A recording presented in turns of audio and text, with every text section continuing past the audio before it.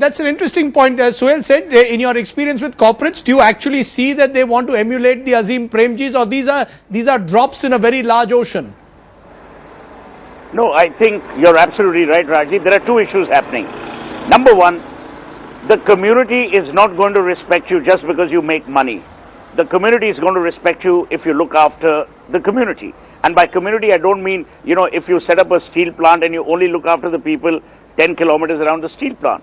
So if you look at a Tata Steel example, they've gone into the interiors of Jharkhand and actually set up tribal schools. But I don't even want to go there. I want to touch upon a very critical point.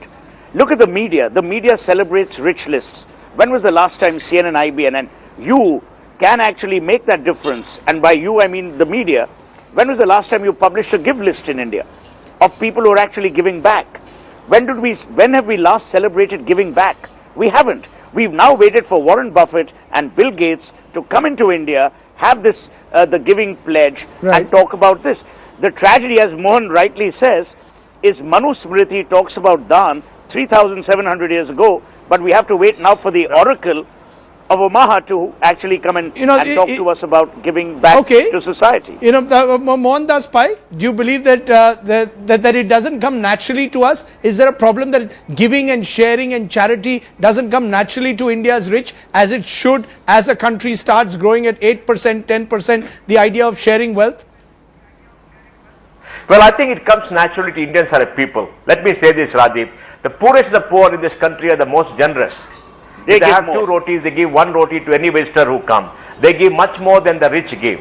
And I think the reason the rich give are they're much more insecure than the poor, because they feel they got a lot to lose.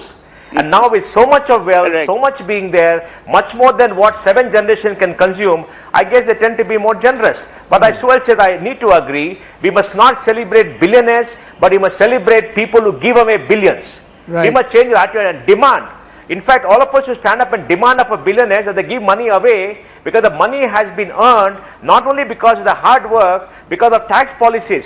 Remember, we don't have a wealth tax of 2%. Taxes have come down to 50%, 30%. Government policy has made them billionaires much beyond their imagination. They have an obligation to give away, and you and I as citizens have to stand up and demand that now, that they made so much of wealth that nobody can even use it. Okay, the point is well taken. I hope that next time Forbes brings out a list of givers, as has been suggested here by Suhail and Mohandas Pai. I appreciate the two of you joining us here on India at 9.